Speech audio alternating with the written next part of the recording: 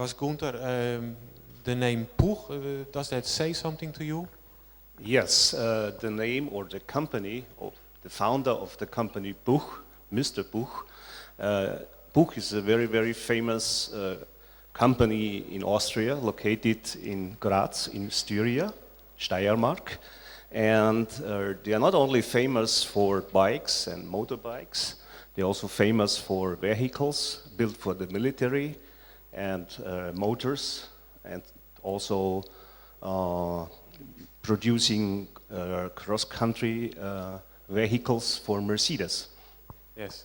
And this Mr. Poeg, Johannes Poeg, do you happen to know where he was born? Unfortunately not, Okay. but I know that 1889 he founded his first company. Yes. Well, I happen to know where he was born, and that is in Ptuj, Slovenia. Oh, that's why. I know That's Ptuj why. very well, yeah. Slovenian as well as Austrian heritage on this bike. We were already talking about this bike. The brand name of this bike is Styria, and that was the name of the company of Poeg in the beginning years before he named it after himself. And yeah, Styria, it's not an Austrian name, right? No, it's basically it's the English word for Steiermark, for the province of Steiermark in Austria, and most probably Mr. Poeg already at this time was thinking a little bit abroad Austria, and so most probably he named his company Styria to indicate that bikes can be sold all over Europe and maybe worldwide. I don't know. Yes, it was probably Marketing. the case because these bikes were indeed sold all over the world, and in this period, this bike from the company Styria were used by the best racers in the world. So, thank you for this explanation about this bike, and Okay, now you thank can continue with your lecture. Thank you. Thank you, Mark. Good afternoon, ladies and gentlemen. Maybe these two guys also can give me some attention to my lesson. Well, if possible, if not, just indicate me. Again, my name is Günther Lipitz, and it's written here, member of the Board for Cultural Affairs in Sports Union Austria. But this is only one part of my background. Basically, my background of my personal hobby, of my personal activity, is in folklore and folk arts. As a vice president of the Austrian Folklore Association, I'm acting in international affairs, and in that case, I'm representing Austria in an organization which is called COF, which means Council of International Folk Art and Folk Festivals.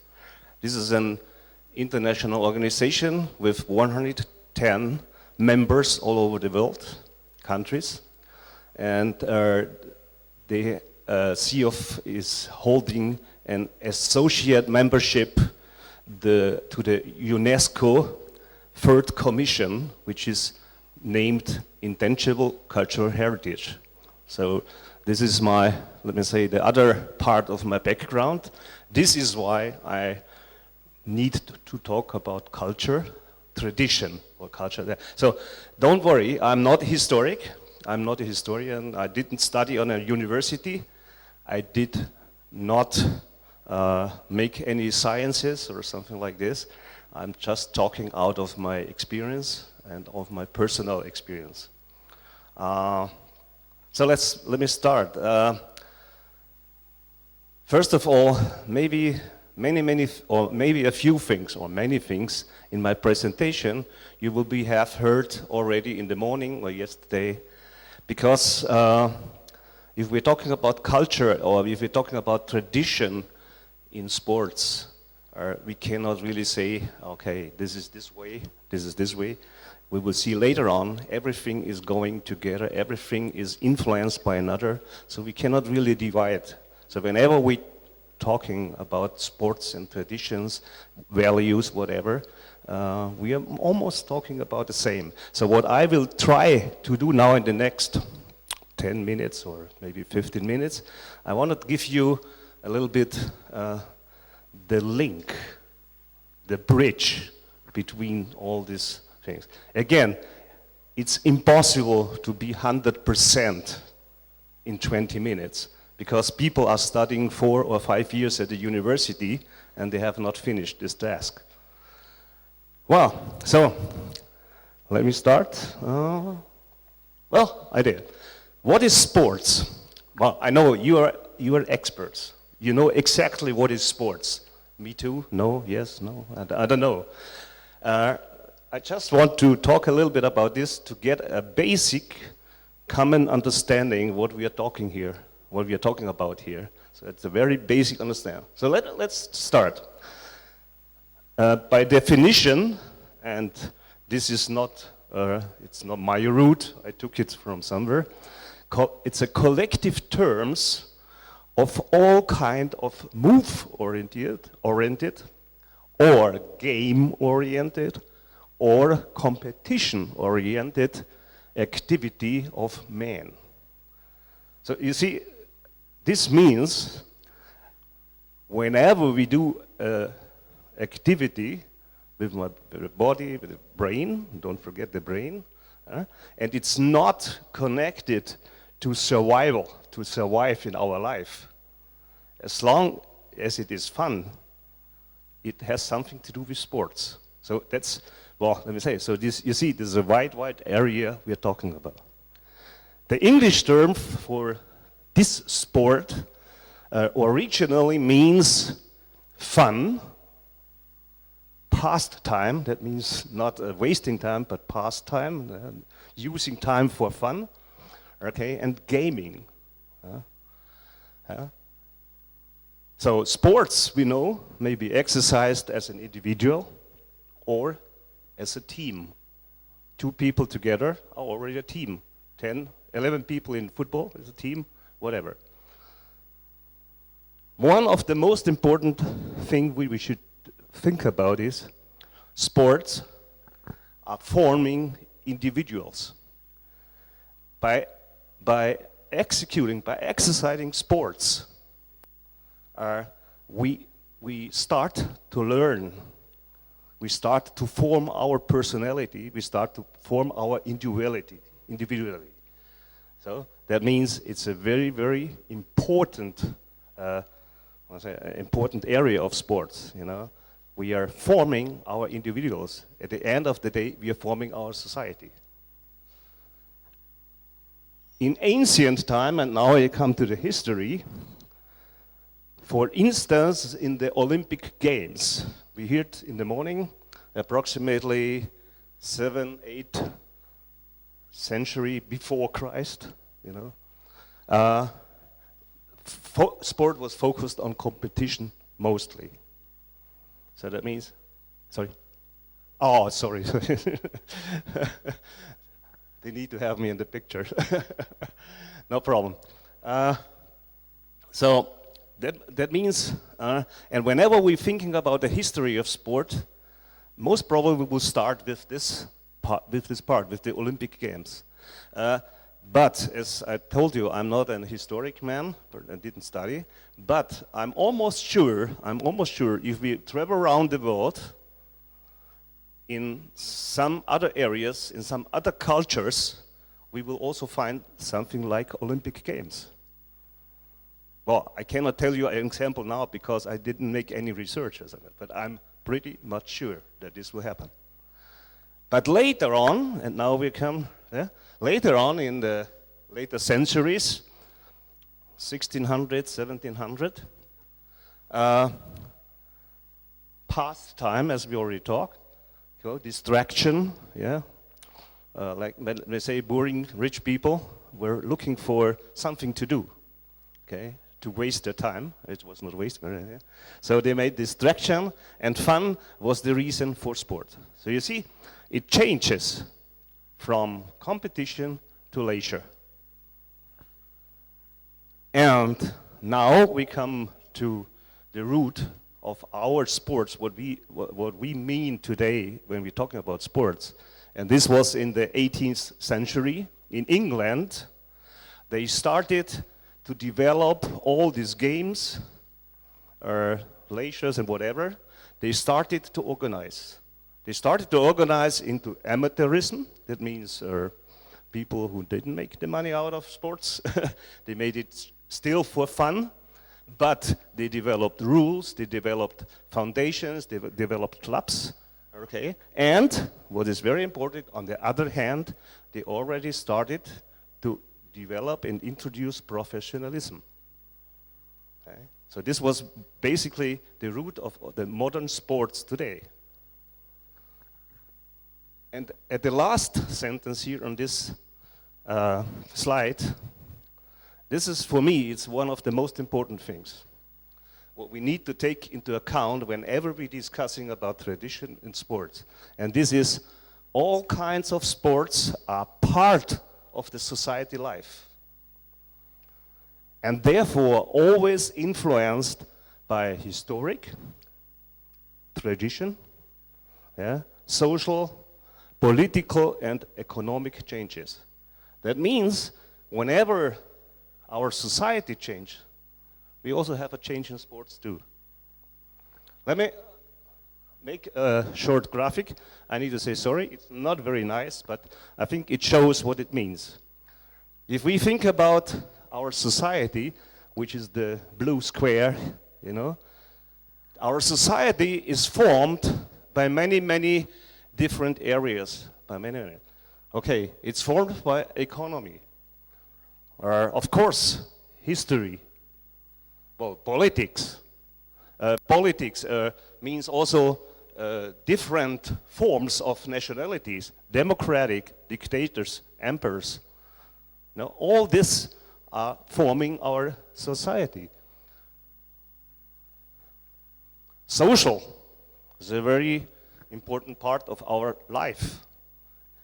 And others, because I don't want to make a big, long list what else is forming our society. But on the left side of the corner, I made already these two notes. Tradition and sports. So that means tradition and sport is an essential part of our society. An essential part of our society, okay? And, well, just the way, if you ask me what is the difference between history and tradition. History is done. It's let me say, it's the agenda of our, of the years, you know, 91, 92 happened. Tradition is something what was developed out from people, by customs, by whatever, and it's developed inside a community, developed inside a nationality, and so on. So it's not stopped. You know, history has a fixed date. Tradition is not stopped yet. We're still living traditions. I come to this very now at the next slide. What is traditional sports? What's this traditional sports? And again, I just made a few examples, because it's impossible to list all, and it's not necessary. It's not necessary to list all these sports. So, as an example,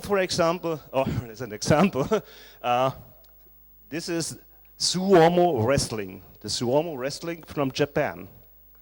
This is coming from a very, very long national tradition. You know, it's a tradition which has not stopped yet. It's still performed, and almost in the same way, in the same rule, almost in the same way, in the same rule as centuries before. But you know, we can talk about this. It's, of course, it's influenced by, for example, by media. Well, because maybe 40 years ago, nobody was looking on TV for wrestling because we didn't have TV, or sorry, 60 years ago, and so on.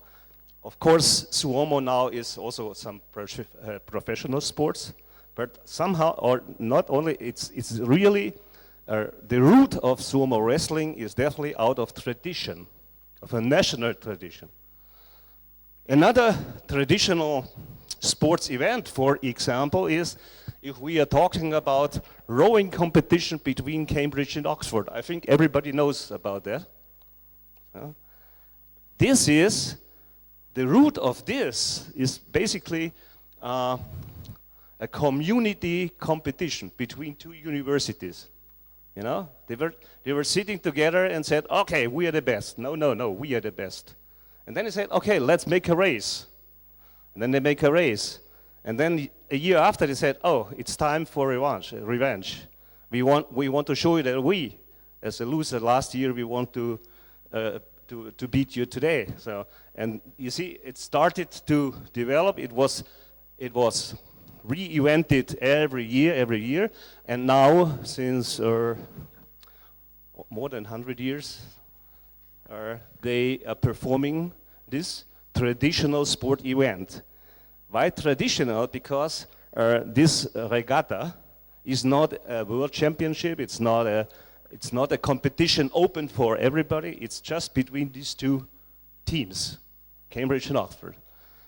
Well, and again, back to the Olympic Games. We know that this was oriented only on competition, wrestling in ancient Olympic Games as a part of the pentathlon. Wrestling still is executed, is still practiced in the Olympic Games today. So it has a long tradition. And why I took this example, because I want to show you now one very special one. Of course, you will find hundreds of these examples all over the world. So, but as I'm an Austrian, as I'm a Corinthian, I took something out of my home. And this is an example from Austria, Carinthia, and it's called traditional wrestling in the Nockberge. For those who don't know the Nockberge, this is basically our national park in the northwest of Carinthia. They're also part of Salzburg. And in this area, we have still a traditional form of wrestling. And let me say the highlights of this is the following. First of all, this kind of wrestling are performed in this area since a couple of centuries. We have historical notes from 1500 blah blah blah. That means about more than 600 years ago, or since 600 years, this form of wrestling is practiced in this area. First, again, it was some kind of who is stronger. That means first it was a competition between boys, you know, like oh, you, or I show you because I'm stronger. They understand, no, I beat you. And so they started, without any rules, they started to wrestle. Not to fight each other, because at this time already they have implemented some kind of rules, you know, like if the guy on the floor, you cannot beat him anymore, you need, and so on, you need to stop, like this. And later on, and this is now, let me say it looks, or it sounds funny, but it's not, it's the truth. Later on, young men wrestled for the price of a young woman. What does it mean?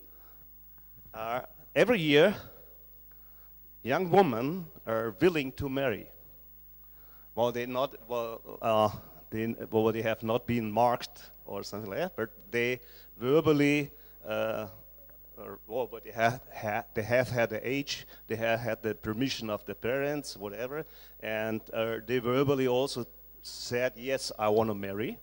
And then the young men who want to marry came together and started to wrestle. And the strongest, the winner of this competition, could choose first, and so on, the second. Well, you will say that's a little bit funny, and most probably it will not work. there is no historic document about devotion, about successful marriage, but definitely it's the truth. Maybe there's only some symbolic behind that, but it worked that way. Of course, over the years, and now we are coming to the modern times, this could not work anymore because so that means this kind of wrestling was in danger to be forgotten. And what happens now, and that is typical for traditions overall, it doesn't have to do with something with traditional sports, that's what happens with tradition is, then about 50 or 60 years ago, they started to found a club, okay, and developed this wrestling in an organized competition, okay, and I made it in brackets, and this only happened to safeguard this tradition, to safeguard this form of wrestling, okay, and again, keep in mind, this is just an example. This is happening all over the world, all over the world. The rules, and this is also something what is also very common to tradition, the rules are existing only in verbal form. It's not written down somewhere. Well, I think now it's, but in ancient or in former days, until a long time, a very short time before, the rules for this wrestling or for this kind of wrestling only have been forwarded in verbal form from generation to generation. And by the way, the rules are very simple. Simple means understandable for everybody. If we're talking about rules of football, most likely not everybody will understand what is an offside or something like that. Okay, anyway, rules are very simple. And judges, they are not, they don't need to go to school. Judges don't need to have any license. Judges are formed out or nominated out of older and experienced wrestlers. So this, you see, it's somehow, it's the same like the wrestling in the Olympic Games, but it's completely organized by tradition, you know. And they will not change that many in the next years. So this form of wrestling, this form of sports will continue to exist. And this is, again, only one example, maybe out of hundreds, all over the world, all over Europe. Well, so this is, I think, I hope you have a good idea what I think is traditional sports. By the way, here, I gave you a picture. You see two guys are wrestling. And what is very interesting is that you see the playground is a meadow, is a lawn. And the area of where the wrestler can work is, you see, we have some wooden sticks in here, and it's just simply bordered, it's simply by a rope, you know. And you see the spectators just sitting outside, okay. And this is a little photo of traditional wrestling in the Nockberge. Well, let's come back to our slide before. You remember? Well, this is my little, let me say, my little thinking about society. But what I want to focus now, and I'm almost on the end, is whenever we look at this funny ellipse and so on, what I want to say is the following. Somewhere in the center, we have, let me say, all these areas, all these aspects of society do have a common area. And one of these common areas is rules and values. Because our society will not work if we do not have rules. because we need to know what to do and we need to know what not to do, because this is a basic function of our life together. And second, we need to have values. We need to know why we are doing this. We need to be values now, okay, and then out of this I took two main aspects. The first one is, as we know now how sports is developed, as we know now where sport has come from, we know why and all, then we can say one basic thing is the socially functions of sport. Because these are, and you will see, in our sport is presenting or is represent or is present in almost all aspects of our social life. Okay? For example, the biological thing. I don't want to, we can discuss later. Biological means healthy. Yeah? Sports makes us healthier. Sports saves money for government, for hospitals, whatever. Okay? And also mortality at the end of the life. Okay?